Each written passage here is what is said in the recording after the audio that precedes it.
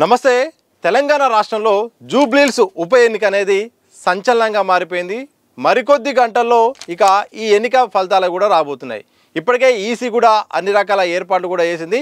యూసఫ్గూడలోని కోట్ల విజయభాస్కర్ రెడ్డి స్టేడియంలో ఈ లెక్కింపు ప్రక్రియ నవంబర్ 14 అంటే శుక్రవారం ఉదయం 8 గంటలకు లెక్కింపు ప్రక్రియ స్టార్ట్ కాబోతుంది.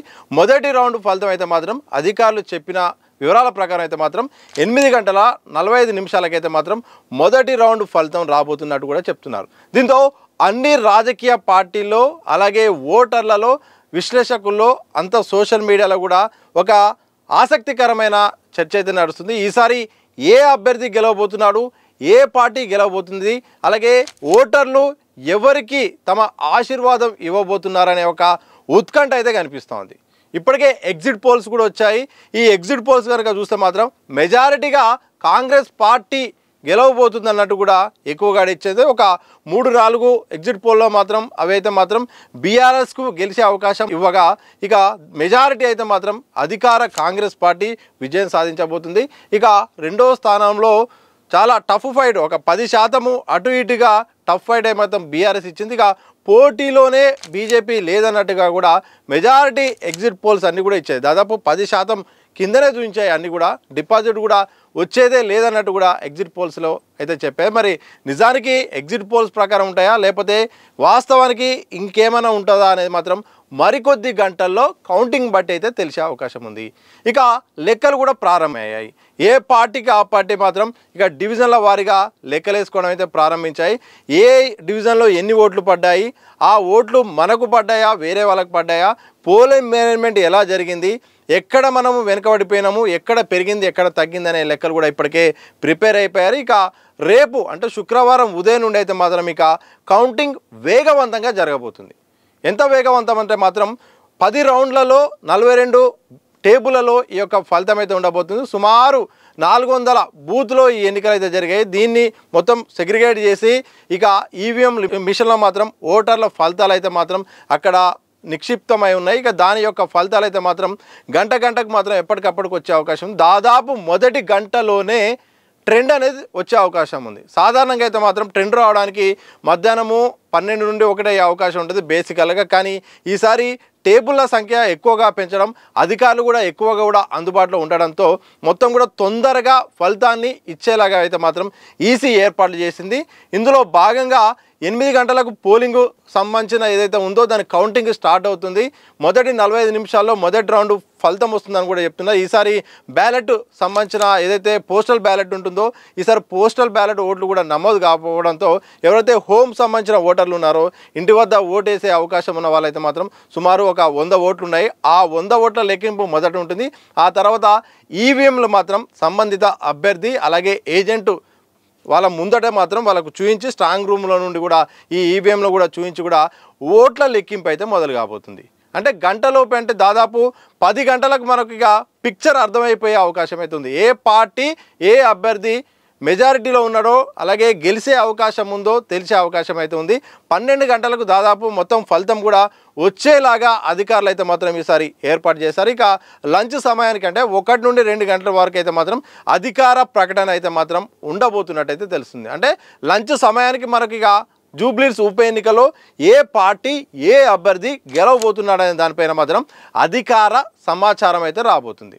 144 సెక్షన్ అయితే మాత్రం యూసఫ్గూడ పరిధిలో కూడా అమలు చేయబోతున్నారు. దీంతో అక్కడ చుట్టుపక్కల షాపులు కూడా ఓపెన్ చేయకుండా మాత్రం పోలీసులు చర్యలు తీసుకున్నారు. వైన్ షాపులు కూడా ఆ రోజు మొత్తం కూడా నియోజకవర్గంలో ఆ సంబంధిత ప్రాంతాల్లో మాత్రం బంద్ చేసే అవకాశం ఉంది. ఇక ఎలాంటి చెదురు మొదరు ఘటనలు జరగకుండా లా అండ్ ఆర్డర్ కరెక్ట్గా ఉండేలాగా మాత్రం ఇక అన్ని రకాల ఏర్పాట్లు అయితే మాత్రం ఇటు పోలీస్ శాఖ తీసుకుంది. ఈసీ కూడా పర్యవేక్షణ కూడా చేస్తుంది. మొత్తానికి శుక్రవారం రోజు అక్కడ ఫలితాలు అయితే మాత్రం విడుదల కాబోతున్నాయి. చాలా సాధ్యమైనంత తొందరగా ఈ ఫలితాలను ఇచ్చేలాగా మాత్రం అధికారులు ఎక్కువ ఉండడంతో కూడా ఏర్పాటు చేశారు. ఇక ఓటర్ల విషయానికి వస్తే మాత్రం నియోజకవర్గంలో సుమారు 4 లక్షల మంది ఓటర్లు ఉన్నారు. సరి సమానంగా ఇటు పురుషులు అలాగే ఇటు స్త్రీలు కూడా ఉన్నారు. కానీ పోలింగ్ సర్వే కనుక చూస్తే మాత్రం ఈసారి చాలా తక్కువగా నమోదైంది. కేవలం 48% మాత్రమే నమోదైంది. చాలామంది కూడా 55% నుండి ఈసారి 60% పోలింగ్ నమోదైతే కూడా చాలామంది అంచనా వేసుకున్నారు. ఈ ప్రచార హోరు తీరును బట్టి చూస్తే చాలామంది ఓటర్లు బయటకు వస్తారనుకున్నారు. కానీ గతంలాగానే ఈసారి కూడా కొద్దిగానే పెరిగి కేవలం 48.5 అంటే 48% ఓటింగ్ పోలింగ్ అయితే నమోదైంది. ఇది ఒక్కటి మాత్రం రాజకీయ పార్టీలకు బయట కూడా చాలామంది మేధావులకు అలాగే ఓటు చైతన్యం కోసం చేస్తున్న చాలామందికి అయితే మాత్రం ఇబ్బంది పెట్టింది. సో ఇక పోలింగ్ అయితే నమోదైంది. ఇక చివరి నిమిషంలో చెదురుముదురు గట్టు మన పోలింగ్ విషయంలో మాత్రం ఇటు ప్రతిపక్ష బీఆర్ఎస్ అయితే మాత్రం ఫేక్ ఓటింగ్ అయితే మాత్రం అధికార పార్టీ చేసింది. చాలా వరకు అయితే మాత్రం మొత్తం అధికార దుర్వినియోగం జరిగింది.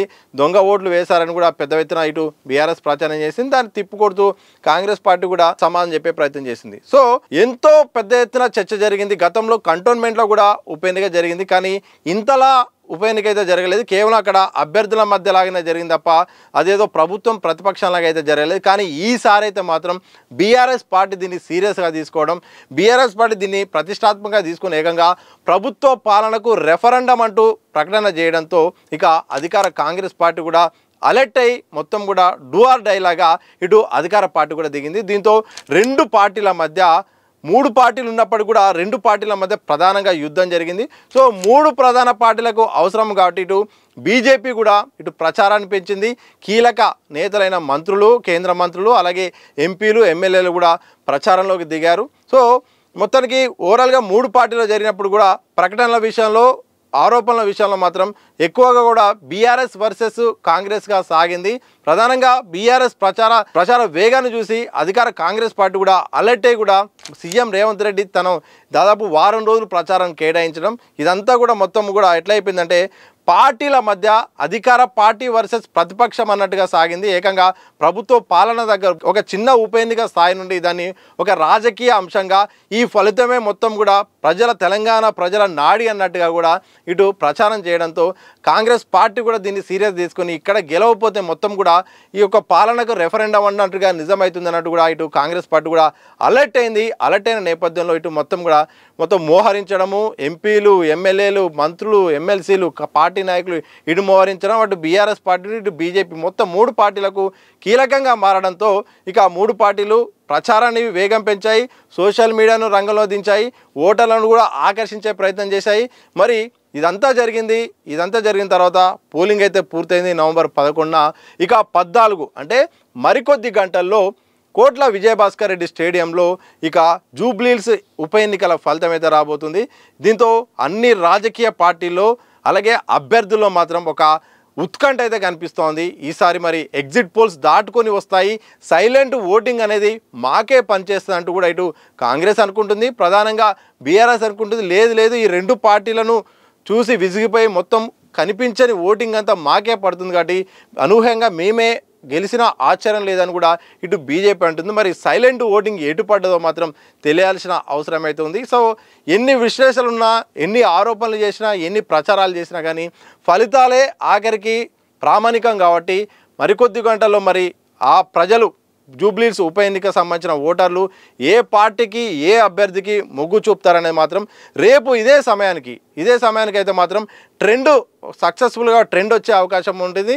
సో ఈ సమయానికి ట్రెండ్ అంటే దాదాపుగా 10 గంటలకు మనకు యాక్చువల్గా ఏ పార్టీ, ఏ అభ్యర్థి గెలుస్తాడో అవకాశం ఉంది. ఇక మధ్యాహ్నంలోపు మా అఫీషియల్గా 12 నుండి 2 గంటలలోపు ఎప్పుడైనా కానీ అధికారికంగా ఇక ఈసీ అయితే మాత్రం ఎవరు గెలిచారో ప్రకటించే అవకాశం ఉంది. చూడాలి మరి జూబ్లీహిల్స్ ఉప ఎన్నికల్లో మరి ఓటర్లు ఏ పార్టీకి, ఏ అభ్యర్థికి మరి ఆశీర్వాదం ఇవ్వబోతారో తెలియాల్సిన అవసరం అయితే ఉంది. అన్ని రాజకీయ పార్టీలు కూడా ఎదురు చూసిన ఈ ఉత్కంఠలో మరి ఓటర్లు ఎవరికి తమ ఓటు ద్వారా మొగ్గు చూపుతారో మాత్రం ఎదురు చూడాల్సిన సందర్భం అయితే కనిపిస్తూ ఉంది.